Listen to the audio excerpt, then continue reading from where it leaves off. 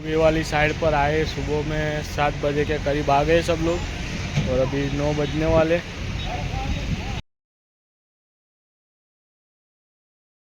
Hydro पर बैठ के आ रहे काम करने के लिए। तो आज पूरा दिन हम लोग ने यही काम किया हुआ है। ये RYB जॉइंट दिया हुआ, तो ये पूरा लाइन इधर का भी चालू कर दिया है। अभी टेम्पर ही चालू किया है बोर्ड लगा के, यहाँ से लाइन लिया हुआ है। जो ये लाइन किया हुआ है 3 फेज में किया हुआ है, इसको लाइन बंद किया हुआ, आगे भी प्रॉब्लम है थोड़ा, उसको सोल्व करते हैं। तो ये वाले में अभी बंद था, जो लास्ट वाला यहाँ तक चालू हो गया है। यहाँ पे थोड़ा खुदाई करने का है, जो मशीन से करना पड़ेगा JCB से, क्योंकि यहाँ पे पत्थर जो पड़ा हुआ है, सब बड़ा पत्थर पड़ा हुआ है यहाँ पे।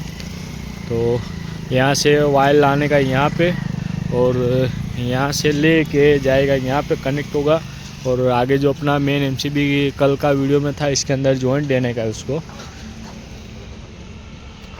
तो आज सुबह में आ गए, जो एलिवेशन लाइट कल लगाया था वो आगे लगाने का बाकी है यहाँ पे, ये वाली लाइन और ये वाली लाइन।